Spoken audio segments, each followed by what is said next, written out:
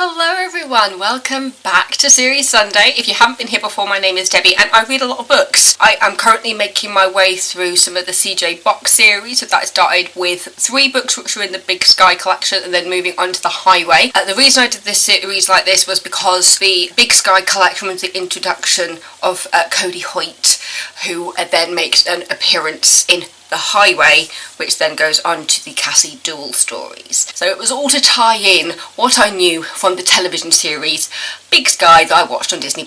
No sponsors at all, nobody knows who the hell I am.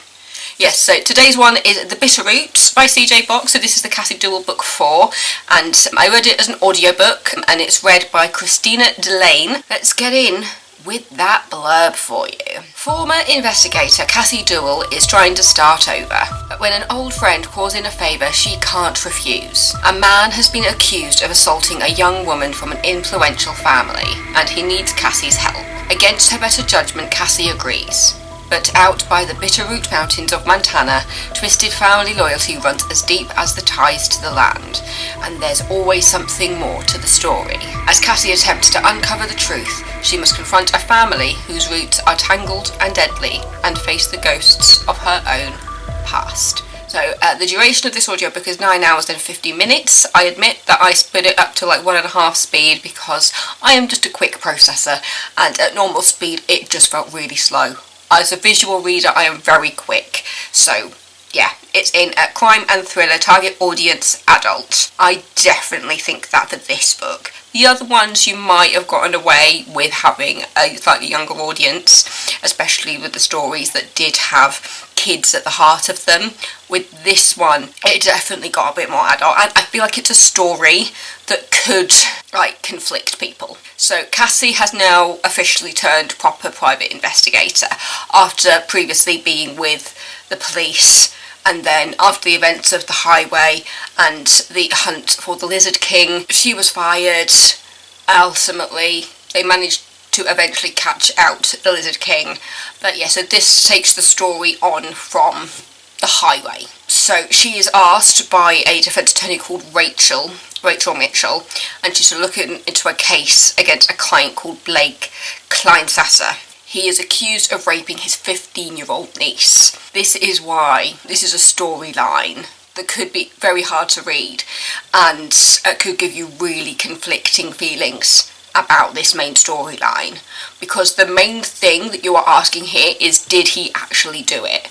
And that is even with a written statement from the niece describing what happened, and you hear that letter, you hear that confirmation that the niece has written and signed a statement. As soon as you hear that statement, you're just like, he's guilty, he is guilty. But then throughout the story you are fed little droplets of information that makes you think, is there any possible way this young girl is lying? And it's a horrible feeling to have as you're reading it and listening to it, thinking that a 15-year-old girl could possibly be lying about her uncle raping her.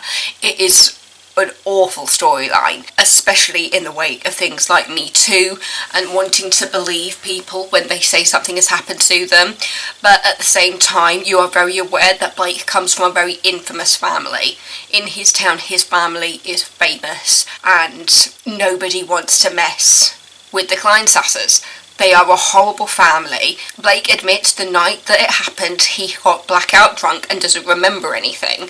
So it's a really awkward position to be in as a reader, having that statement from the niece and thinking, well, he did it, but then also being aware that Cassie is working to find evidence that proves that Blake didn't do it. She's working for the defence. So, yeah. The family just rules the town. Everybody knows who they are. They are infamous. Not just famous, they are infamous in their town. And it seems like they have a stake in everything. And they have connections to the police to the point where Cassie doesn't trust the local police in regards to some of her investigations. It's like the family trust is held by Blake, and so you're very aware that the family is against Blake getting that inheritance, and so you know the family have turned against Blake, which is what puts you in that position of thinking, what has the family done to turn their back on Blake completely? and is the niece complicit in that? Oh god, it was such an interesting story to listen to. The woman who reads this book, Christina Delane, she's just got a wonderful southern drawl that really adds to the setting of the story. It says she's an accomplished stage and voice actor who has trod the boards of theatres across the USA. She can be heard performing in the works of several New York Times best-selling authors, so she's done quite a few audiobooks for Chelsea Cain, Susan Wilson, Carla Norton, William C. Dietz, Ellen Hildebrand, and she's also done commercials and video games. But I have also reserved another audiobook that she's done called The Killing Lessons by Sal Black, so I am very intrigued to hear how her voice through The Killing Lessons as well. CJ Box has done it again. It's just that storyline that really just keeps you on your toes, because you hear the niece's statement a few times throughout the story and you're reminded of the trauma that this young woman may have gone through. Basically, you feel completely on the niece's side. When you hear about the things that Blake has been accused of, you're just like, no, there's absolutely no way that Cassie can help this guy get away with it. But Cassie's done that point of just like, I am just here to confirm that everything has been investigated properly.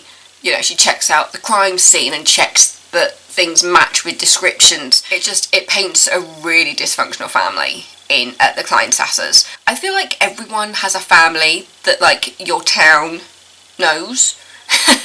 It's like when I was at school, there was a family, like everybody knew this surname. It was a surname of one of the teachers. I had 2 girls in my class who were cousins, so we were from the same family. I know there was at least one in my sister's year, but I feel like everybody has that infamous family. I'm not saying that that family in my school was infamous. Well, it may have been. Depends on how you clarify that. But it is one of those things where everybody can relate to having that family that is just infamous and just overtakes the town in a way. But then you've also got a thing about a 18-wheeler that appears to be following Cassie, and she is getting flashbacks to the Lizard King. So you're trying to work out the connection. Lizard King can't be back because we've completely wrapped that up. There's no way that he is back. So we're just trying to work out like how everything fits together. The fact that we now understand where the private eye thing comes from the television series. Obviously, at this point, we've completely departed from what happened in the TV series. There was 3 seasons of the TV series. On the TV show, you had Series 1, which was The Highway. Series 2 carried on looking at the Lizard King and looked at the Lizard King's girlfriend and him being kidnapped and dog collars used on him. So there were elements of other stories in Season 2, and then Season 3 pretty much departed from the books completely. There were elements of the Cody Hoyt story Back of Beyond in the 3rd season with the idea of a camp and people going missing. But so there was elements of that one in Season 3, but Season 3 felt very much more of a departure from the actual books. It was its own original story that took elements of other ones, which is kind of what Series 2 did, but it did kind of follow the line that the Lizard King wasn't completely over, so The Highway was probably the one that was most influenced by an individual book. I'm just greatly enjoying all of this. As I said, listening to it is it's just a completely different experience to listen to a book than it is to actually physically hold a book and read it. I have seen arguments online with people saying, well, look, listening to an audiobook isn't reading, and it was just like, well, you are still devouring a book in quite a similar way. It's just that an audiobook allows you to multitask. Holding a physical book, you can't do as much multitasking as if you were listening to it. For example, if I had read an actual physical book, I would have been sat down reading it, whereas listening to the audiobook, it allowed me to get my fresh air at work, it allowed me to go for a walk and enjoy the scenery while listening to the book, and it just adds another layer to it when you are out walking and listening to it. Imagine listening to these books on a car trip around the States or something, or if you drive in the mountains and listen to these books. I imagine that would be a completely different experience, because you'd feel like you were in the stories. I will defend listening to audiobooks as reading books, because you are still consuming it. It's just that you're listening to it rather than using your eyes to do it. But it still counts as reading in my book, so just popping that one out there, that I do think that it still counts as reading. So for someone like me who is a visual reader, it still allows me to paint that picture in my mind when I'm looking at the words, as well as listening to it. So I listened to this on BorrowBox, which is connected to Leeds Libraries. I think it also connects to other libraries across the UK.